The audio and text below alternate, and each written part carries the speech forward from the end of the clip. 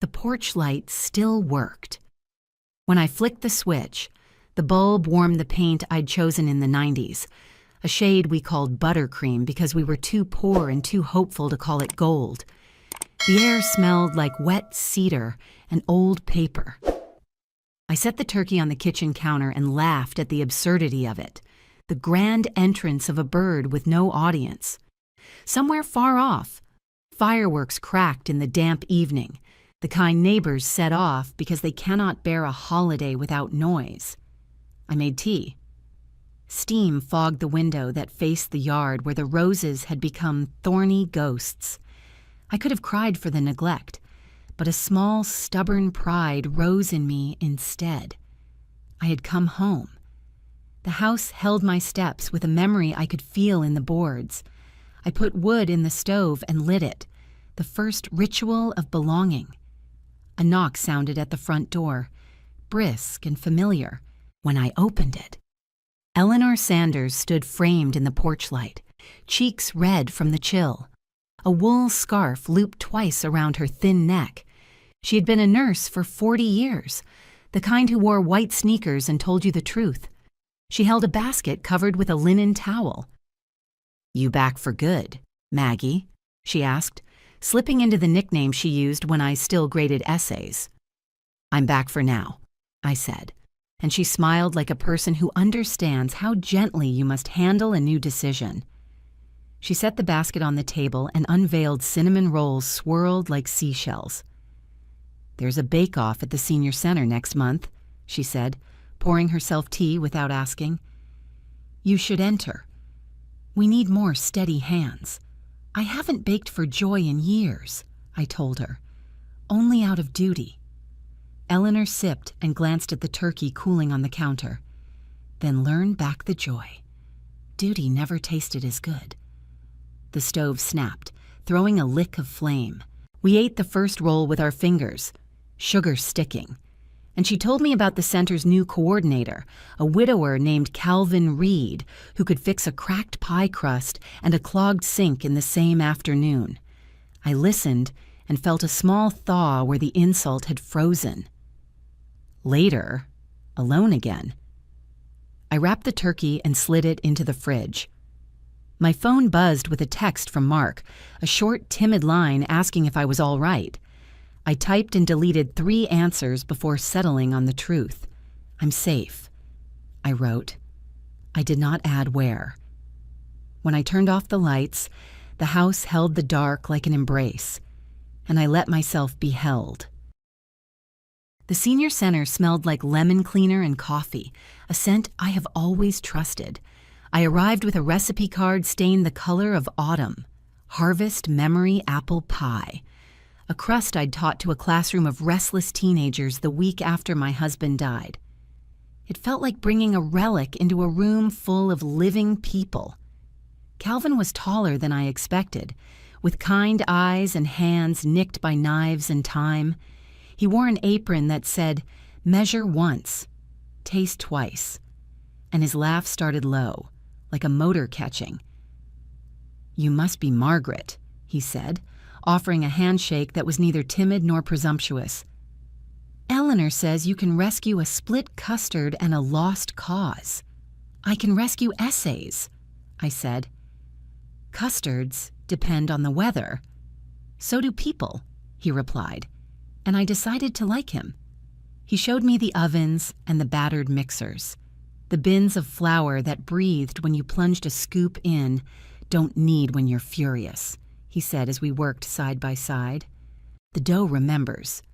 I have plenty to remember for me," I told him, slicing apples into fans. "But I'll try gentleness." We prepared sample pies for the Wednesday lunch crowd. When the first slice met the plate, the room carried a quiet expectation I recognized from the moments before a student read a poem aloud. Eleanor took a bite and closed her eyes. A man in a Vietnam vet cap nodded once, the way men who have seen too much will nod to say, "Go on then, tell your story." After lunch, I stepped outside into a shy winter sun. A voicemail pinged. Lydia's voice filled my ear, crisp as a snapped cracker.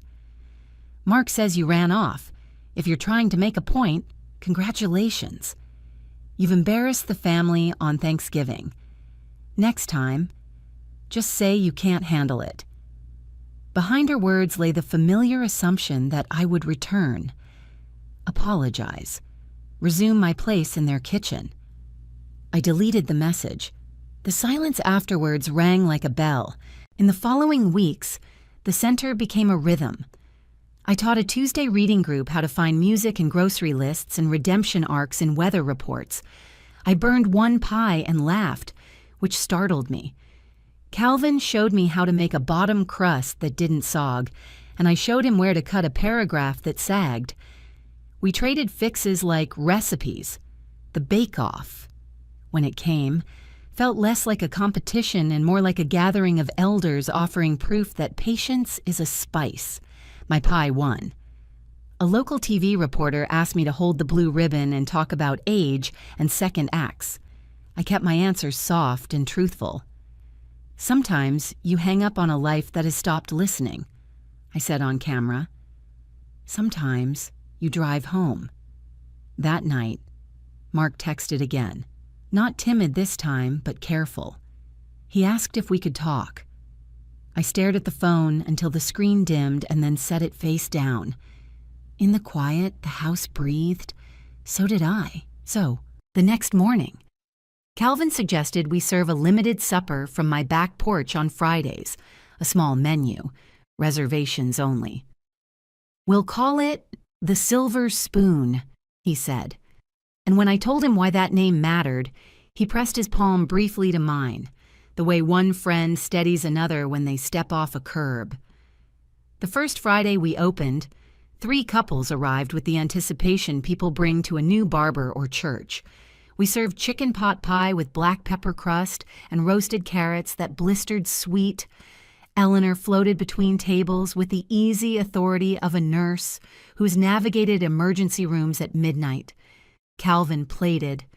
I carved steam from the ovens and shook my head when anyone tried to help without washing. By the 3rd week, a young reporter from the local station returned to film a segment on grandma-powered kitchens. I dislike the word grandma when used like a novelty, but she meant well. The camera loved the way the porch lights made our faces warm, the way laughter leaned against the screens. When the piece aired, reservations filled for a month and 2 days. We capped the guest list at 12 per night. I posted a sign out front that said, "No to-go orders, no shortcuts, no unkind remarks." It made people smile. It made me feel armored. On a rainy afternoon, as I labeled jars of apple butter, a knock cut through the hum of the fridge. I dried my hands and opened the door to find Mark on the step, shoulders wet, eyes rimmed with red. He smelled like coffee and damp wool, the scent of a boy who had once come home after football practice, too late for dinner. "Mom," he said, then stopped, as if the word itself weighed more than he could carry. He stepped inside when I moved back and stood staring at the table. I should have said something that day. I should have said it years ago. I poured coffee. He wrapped his hands around the mug and watched the steam. "Lydia is intense." He tried, finding the softest possible word and flinching at its inadequacy. "I wanted peace. I thought you could take it. You always have." "I can," I said. "But not anymore in silence." He nodded, a hard admission. "She wants to help you with the restaurant," he added. "She thinks you need managing." The corners of my mouth lifted, not unkindly. "I have nurses and veterans and a man who survived boot camp bred," I said. "We're managed." He laughed because he remembered I only joked when I had already decided. He looked around the kitchen like a traveler taking inventory of what is left after a storm. "Can I wash dishes on Fridays?" he asked. The question so earnest I had to look away to keep from crying. "You can wash dishes tonight," I said. And we started there, with plates and hot water and the simple relief of doing something right. Word spreads in small towns the way steam does, quietly and into everything. 2 weeks after Mark's visit, Lydia arrived with a smile that showed too many teeth and a coat that cost as much as my first car. She didn't knock so much as announce herself with the confident rhythm of someone who has never been denied entry. When I opened the door, the scent of her perfume drifted in before her, sharp and expensive, like citrus poured over ice. "This could be bigger," she said, brushing past me into the kitchen, her heels clicking on the linoleum as if keeping score. "Chain of 3 in a year. We'll need your signature on some things." "We?" I asked, wiping my hands on a towel. "Mark and I," she replied, pronouncing his name like a brand she owned. "You're getting older. Money needs supervision. Estates get complicated." She circled the room as if appraising it, trailing manicured fingers along the counter that Calvin had sanded smooth last week. "You could franchise this place, you know. Sell the recipe. Cash out before things decline." I reached for the kettle, more for grounding than tea. "You've thought this through." "I'm trying to protect the family," she said, dialing her voice to saintly concern. "Then you'll appreciate that I did the same." I placed a folder on the table and opened it so the brass clip gleamed under the light. "This is my updated will. Witnessed, notarized, properly dull." Her eyes flicked over the first page, lips tightening as she read, 60% of profits to the Oak Ridge Senior Center, 30 to a scholarship fund in Ethan's name, 10 kept for my care. The house remained mine until I chose otherwise. Afterward, it would serve as a community kitchen. "You can't be serious," she said, a tremor breaking through the gloss. "We'll contest this." I slid a second envelope forward. "That's from Dr. Peterson. Capacity evaluation. Dated last month. Clear judgment. Intact memory. Delightful stubbornness." Her jaw shifted. "Paper doesn't prove sanity." "No," I said. "Behavior does." The kettle began to whistle. I turned down the flame and poured the water into 2 mugs out of habit. "Sugar?" I asked. She didn't answer. "Listen." "Margaret." She tried again, voice sharpening. "I'm only thinking ahead. What if something happens to you? What if you fall? You'd want Mark and me to be prepared." I tapped my phone. Preparedness is good. I pressed play on a saved voicemail, her own voice from the week after Thanksgiving. "She's slipping. Once we control the accounts, we can phase her out." The recording ended with laughter that no longer sounded confident. The silence that followed was thick enough to spread with a knife. Lydia's hands tightened on the edge of the table until the diamond of her ring caught light. "I'm not here to punish you," I said quietly, "but I won't be managed. Not again. You may come to dinner. You may help if you can be kind. You may be Ethan's mother and Mark's wife if you remember those titles are verbs, not crowns." Her nostrils flared. "You'll regret this," she said, gathering her purse. I already regretted staying quiet. I answered. At the door she hesitated, rain stippling her coat. She turned as if to speak, then stopped when she saw I hadn't moved. The air between us felt newly measured, 2 women finally aware of where the boundaries lay. She stepped into the gray afternoon, heels clicking down the walk until the sound thinned into rain. I closed the door, turned the lock, and let the whistle of the cooling kettle fill the room. For the first time since Thanksgiving, the house sounded entirely mine. Winter folded the town into itself, the streets narrowed by snowbanks and the windows dressed in condensation.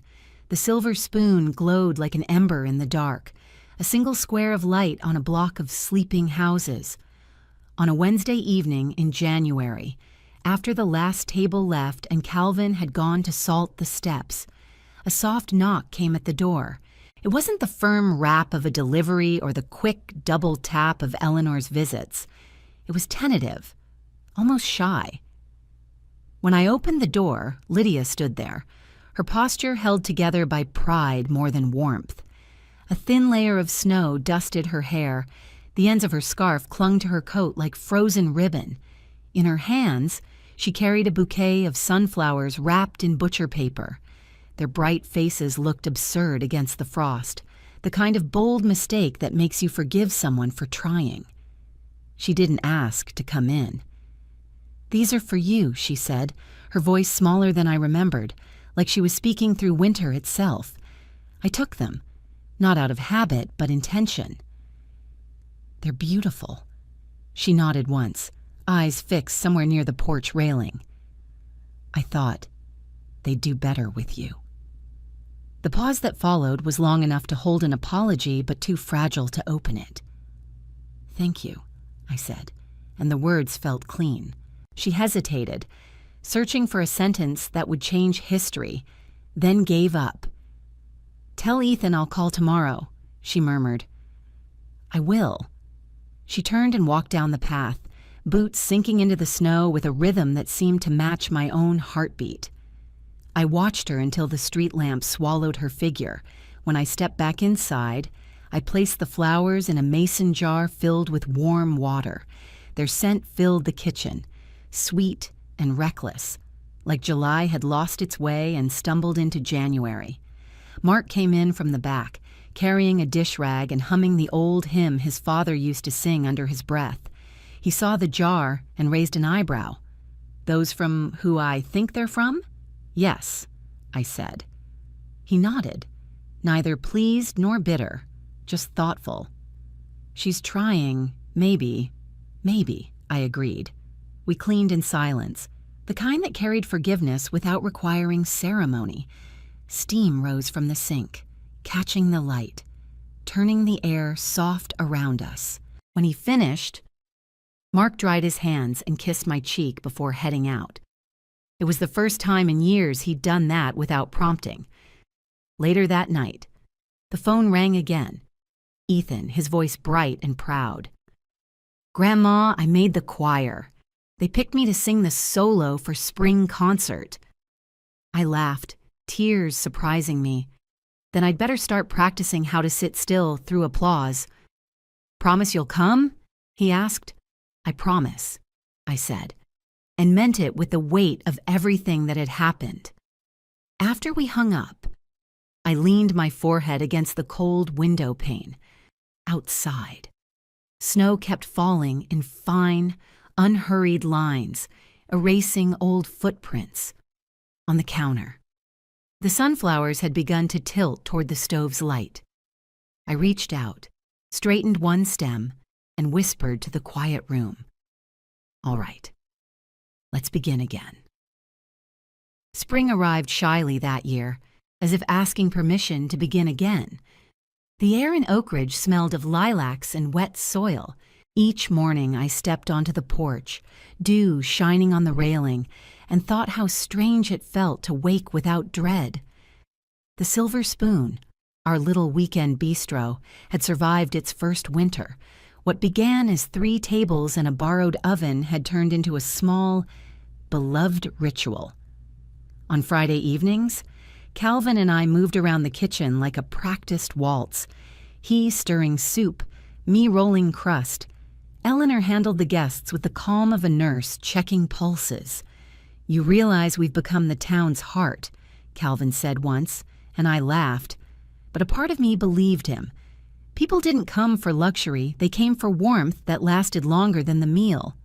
In May, a letter arrived from the county council inviting us to the spring fair.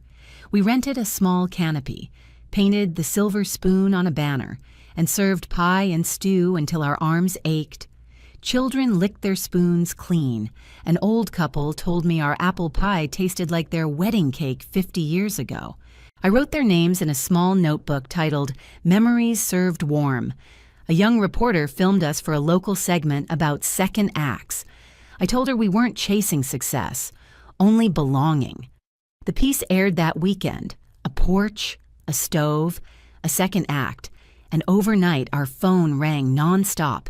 It wasn't fame, it was recognition, the gentle kind that says, "We see you now." By summer, We opened the porch for free Saturday classes. Teenagers from the local high school learned to chop vegetables, knead dough, and clean as if someone important might walk in at any minute. Calvin showed them how onions talk when they're ready. Eleanor taught kitchen safety with humor sharp as vinegar. I taught patience, the secret ingredient most recipes forget.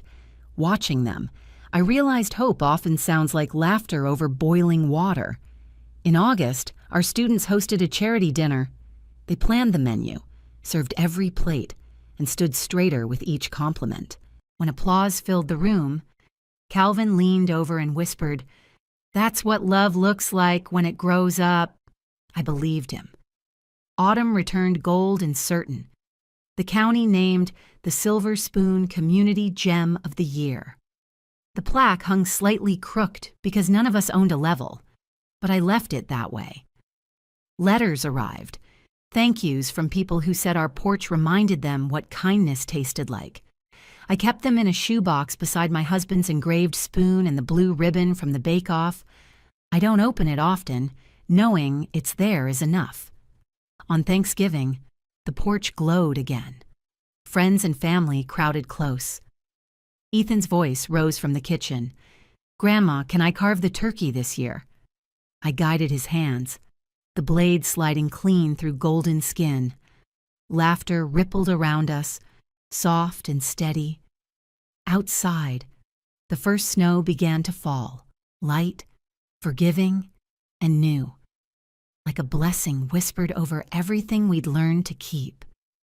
When the last guest left and the porch lights dimmed, I stayed in the kitchen, listening to the house breathe. The air still smelled of roasted herbs and sugar, candle wax cooled in shallow pools, tiny halos fading into smoke.